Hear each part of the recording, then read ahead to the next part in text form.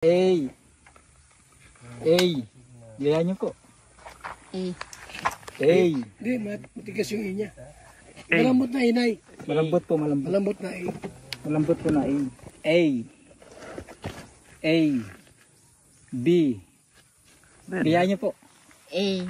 B. B. C. C. D. D. N-O-P-Q-R-S-T-U. U yan. UW na. UB.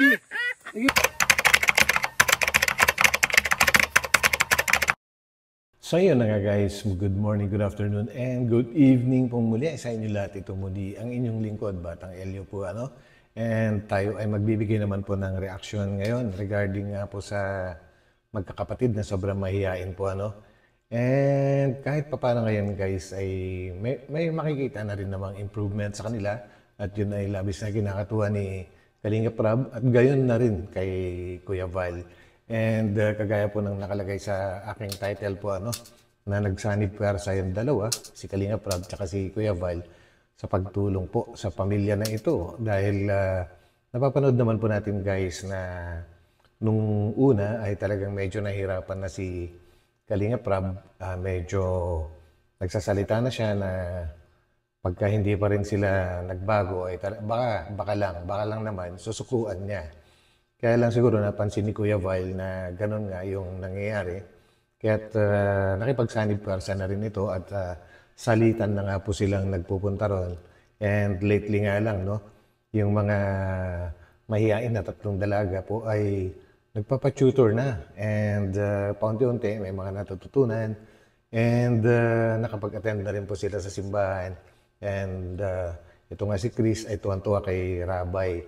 And ito pinakalas naman na upload ni Kuya Val guys. Ito naman ay sadyang pumunta siya, bumalik doon sa bahay ng pamilya na ito ano, at ang plano naman niya ay tuturan naman yung mga magulang ng tatlong mahihain na ito. At kasama na rin siyempre yung bunsong anak po nila ano, yung lalaki po na bihira po nating makita. And dito po sa video na ito na bibigyan natin ng reaction ay medyo nakakatuwa guys dahil may mga ginawa sila nakakaiba. So yan, bago tayo tumuloy doon guys ay huwag po natin kalimutan suportahan palagi po ano, ang buong Team Kalingap sa pangungunayan ni Kuya Val Santos Matubang, Ate Ed the Vlogs, and syempre si Kalinga Prab. And may grab shout out din po sa mga solid Kalingap supporters. And syempre hindi natin makakalimutan, mega love shout out po sa mga nag-subscribe sa aking munting channel. And ganoon na rin po sa mga hindi pa nag-subscribe dyan, pindutin nyo na rin. And sa mga silent viewers, shout out po sa inyo lahat. So, samahan po ninyo ako guys. So, let's go! Yes, sir.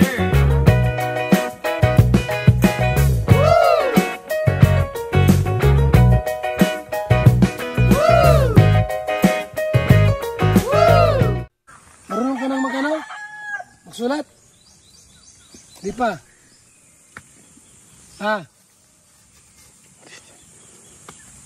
Ikaw na, marunong kang sulat na, di? Bigyan ako. Ha? Hindi?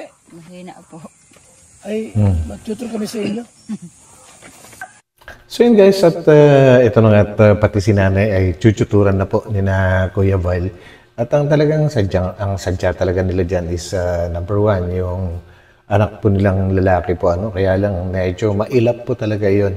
Pero maya-maya lang guys makikita natin na talagang may ano din, kumbaga humarap na rin sa wakas. Pero tuloy po natin to. Unang-una may mga edad na tayo. Yung Kalinga po, hindi lang kami puro, hindi lang kami tulong.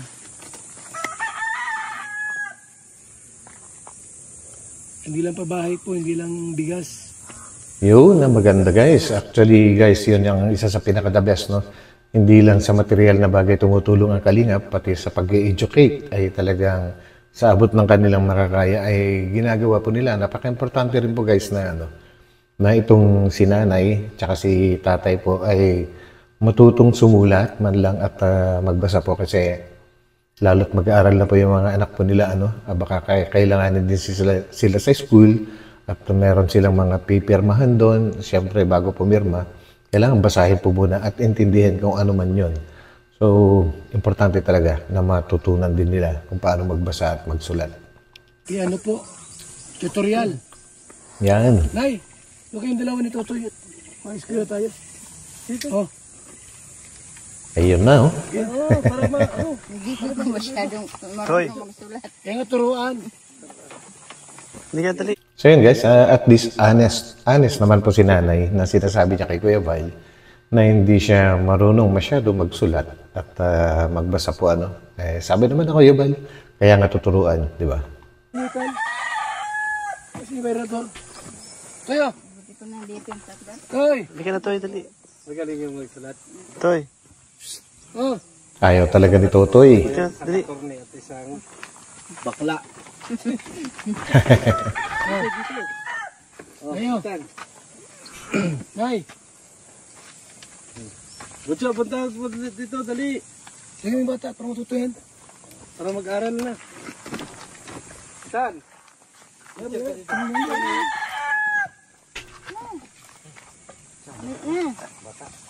na yung pardinunong ano? Ganyan, sila naman po dyan. Sada to, pagkada na. Dali na. Sige, Toy. Wala na. Ano din ang dinunong? Umalis na guys. Ayaw talaga. Ayaw. Nahiya siguro. Ha? Ayaw. Ika lang muna, Nay, para alam mong gagawin. Wipin mo. Yun, tama. Dapat magulang muna. Doon ka na. Ano na yung siya, no? Acid. Asid, ayan. Hindi ba Grabe guys ha. Naging teacher si Kuya Val. pwede kang tumayo? Sandali. Oh. Yan. Pangalan niyo po. Anong pangalan niyo po? Pakisabi. Luningning po. Luning. Hindi yung totoo. Hindi po talaga, luningning po. Luningning. Luningning talaga guys. Kumbaga akala ko nagbibiro lang si Kuya Val dati ng mga unang videos na tinatawag niya Luningning itong si nanay kasi hindi nga niya alam kung anong pangalan. Kaya tinawag ni Kuya Val na Luningning. Yung pala talagang Luningning nga. Ang galing Kuya Val dyan. Luningning, Babylonia po. Sige po. Babylonia. Ang ganda ng apelyido guys. Yung ano niyo pangalan niyo po. Upo ka na. Upo na po kayo. Luningning. Babylonia. Write your name. Yan. Yan o. Generota. Pag nagkamali yan. May mga ano kasi mga magulang na ano. Di pa masulat. Di ano, buto yan. Hirap yan. May edad ka na tapos ina-guide nila. Ina-guide. Mukhang marunong naman siya. Luningning. Ang pilhido pong hindi ko matandaan ay. Ay, grabe. Di raw niya matandaan yung apelyido niya guys. Pero nababanggit naman niya na Babylonia. Siguro hindi lang niya alam kung paano ito isulat. Yan. At kailangan maturuan nga. Babylonia. Babylonia? D. Luningning. Ganda na pangalan. Victoria Luningning. Oasis, boy. So, ano yan? B. Boy yan, boy. Babylonia? Boy po, boy. Ano sabi niya? Boy. Hindi pa ganun. B. Ganito. As in, boy, boy. So kayo huwag dyan ito. Kapag kayo sa ganyan, ano yan? Yan, tama. Tama si Kuya Val. Ano sa kamay? Mali yan sa kamay. Tignan mo dyan kung ano. Ganito po, oh.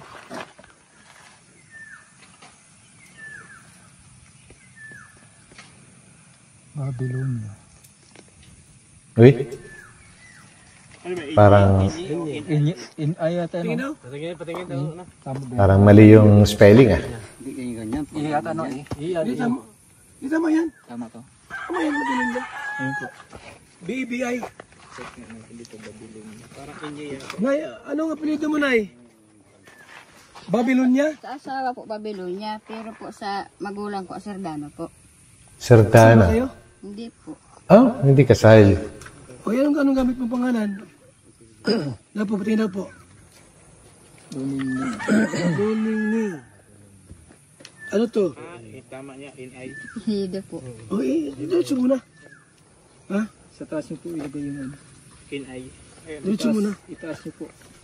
Ito. NIA. Tama. NIA. Itaas, hindi sa guwit.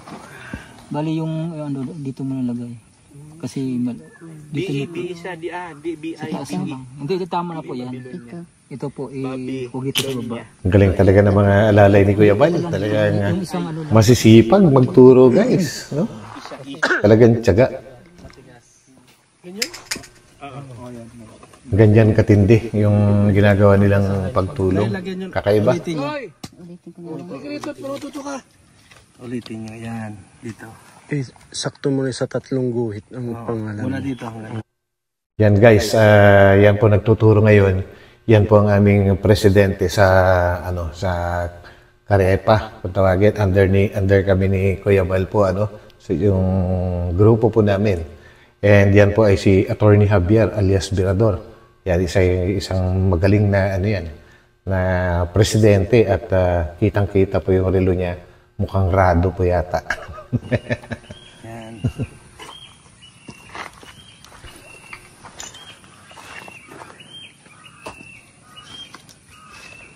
Yung batang laki tawagin mo. Ano matuto? Kawawa paglaki niyan. Anong grade 2 na pala yan? Tama. Yun guys, yung bunsong anak na lalaki po, grade 2 na pala, pero 0, kumbaga ay hindi marunong magsulat, hindi marunong magbasa. Grabe, no? Kumbaga ay nakakapagtaka kasi supposedly, di ba, pag grade 1, kahit papaano, bago mag-grade 2 ay marami nang natutunan yan. Yun yung mga questionable ngayon sa ating mga sa education system po natin, no? Kung paano sila magturo po ngayon. Na baka naman, lalo na sa mga mga liblib na lugar kung saan doon sila nag-aral yata dati.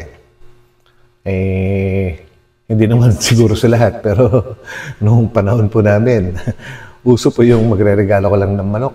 Pasado ko na. Ewan ko lang ngayon kung ganun pa rin. Gayahin siya. Professor Alcid. Ayun.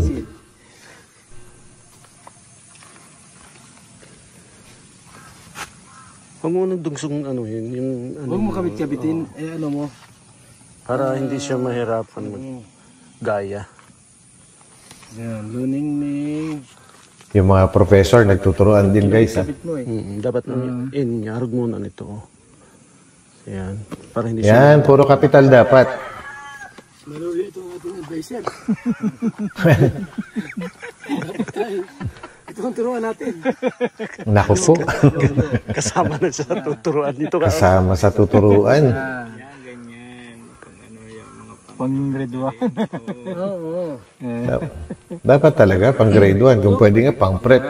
Yan ang gagayahin nyo yun. Yung apelyido nila guys na Babylonia, kasi I'm not sure kung ganyan po yung totoong spelling po ng apelyido nila, Pero kung i-check mo po sa online, ang lumalabas po ay instead na letter E, yung Babe, ay letter Y ang lumalabas po, Pero iba-iba naman po siguro, Kasi minsan nag-iiba-iba rin yung spelling na ginagamit. So yun, hoping na tama po yung natututunan nila ngayon dyan. Bigyan mo kay Kuya para. Yung acid. Yung acid. Ito, Yan. dalawa. Yan ang gagayahin nyo, Nay. Pero ka kuya. Ano nga natin? Sulat yung Uy, kasali rin yung tatay. Buti ngayon, humaharap na rin yung tatay nila guys, no? Tingnan natin ang pangalan. Rico, sir? Rene. Rene? Rene. Marunong siya magkabit-kabit. Babylonia. Tikit, oo. Rene Babylonia. Marunong siya. Okay. Mabuti pa yung guys, mabuti pa yung tatay po nila, At marunong magsulat, ayun po, malinaw po yung sulat niya. Rene Babylonia. Magkabit-kabit. Ano? bigay mo sa kanya. Nakakabasa kayo, tay? Uy, good luck. Marunong din magbasa pala. Nakakabasa naman pala si sir. Maganda. So dahil dito po, Eto na, English naman guys. unti-unti lang. Huwag natin biglain. Oo.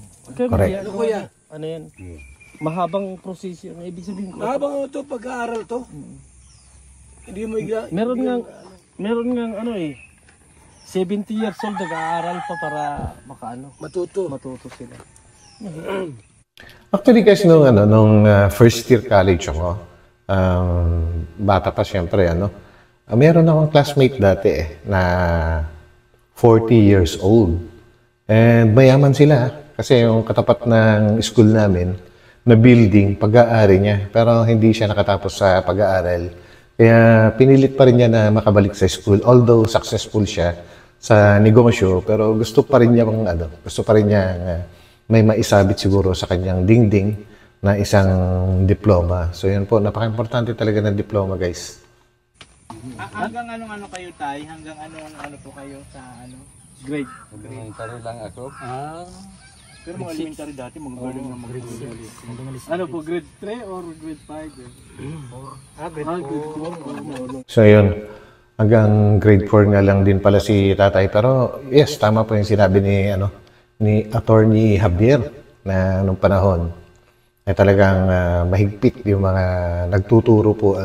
Talagang pagka hindi ka sumusunod sa mga tinuturo nila, talagang may matitikman ka na lumilipad na eraser o kaya lumilipad na chalk o kaya naman hagupit sa pit. Nako, talagang palo. Inabot ko rin po yan, guys. Siguro ngayon ay nag-iba na.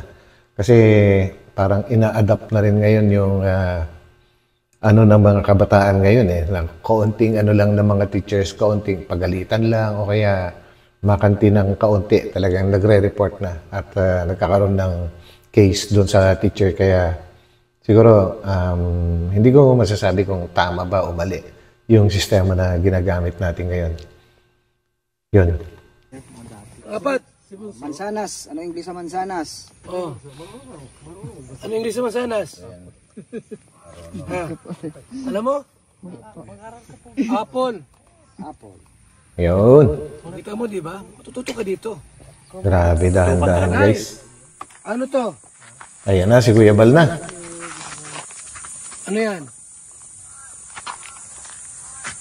Ito. Hindi marunong magbasa, guys. Para mas makuha mo ang logic, ha? Ito. Ayan na. Ayan na.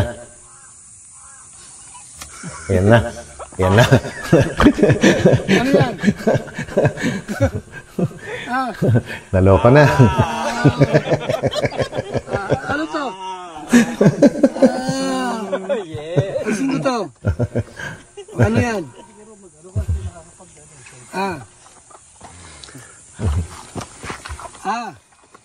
No. Ano Pasensya na guys sa mga medyo green-minded dyan, ha.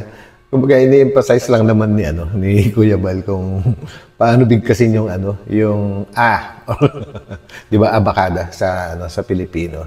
So yun. Sagutin niyo, Nay. Masaya mo? Sagutin niyo, Nay. Lakasan niyo, Nay. Lakasan mo? Daming teacher. Sagutin niyo, Nay. Alpabito, di ba? Alphabet yan. Ano to sa alpabito? Alpabetiko. Alpabeto. Ano to? May kanta yan? A, B, C, D. Abakada. Baka mahirapan siya dyan. Ano po pahirap kasi Magugulo yan. Nay, ano Nako. Nay? Na. May hidab. Ano yan? Siya masyado. 9 yan, 9.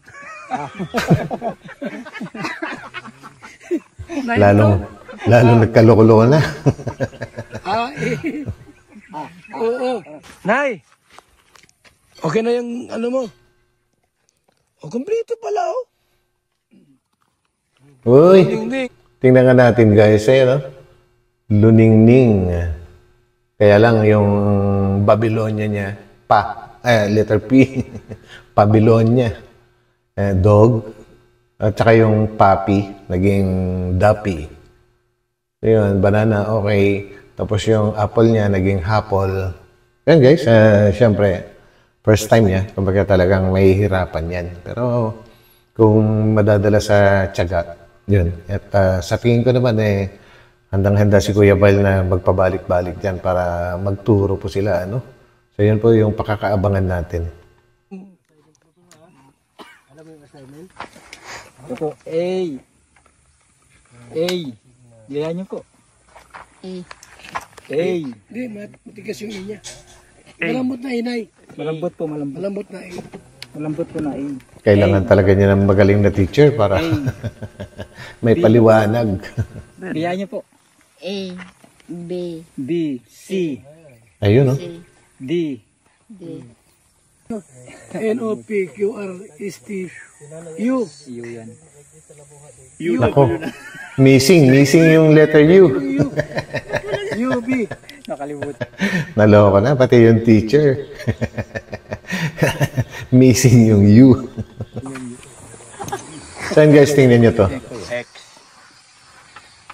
Yan guys, so talagang hindi tinantanan ni Attorney Javier o ni Virador po na hanapin po yung bunsong lalaki. At yan, dyan sa loob naman tinuturuan. Galing mo doon, Boss Virador, ha? Saludo ako sa'yo. Matyaga ka sa mga ganyang bagay. Pagpatuloy mo yan at talagang may magagawa kang mabuti para kay Bunso na sobrang mahiyain. Yan, si Boss Virador. Bunso, anong marunong mo sila? Maliit. Gagawin sila. Matatalo yan. Hindi, masama sa atin yan. Talo. Why? Talo ka, aray. May games na. So yan guys, grabe po Kumbaga si Kalinga Prab ay tinututukan din niya itong pamilya na ito. And hindi ko pa pwedeng talakayin yung kanyang latest na upload po kagabi kasi parang may bagong rules na naman po na ipinapatupad sa amin ng mga reactors na instead na after 24 hours ay pwede na kaming gumawa ng reaction sa uploaded video nila, ay mukhang gagawing 48 hours o kaya 2 araw bago kami makagawa ng reaction video. So yan po guys, panoorin nyo na lang po muna sa channel ni Kalinga Prab, and after mga 48 hours or 24 hours siguro, kung hindi pa maibababa yung hindi pa ma-implement yung rules na yon, ay pwede nyo na rin pong panoorin kung nakakagawa na po kami ng reaction video. So yun guys, maraming salamat pong muli sa pagsama ninyo sa akin sa maigsing video na ito. Ito muli ang inyong lingkod, Batang Elio, and magkita-kita po tayo guys ulit sa aking susunod na upload. So abangan po natin yan. So pansamantala, bye-bye po na, and God bless po sa lahat. Bye.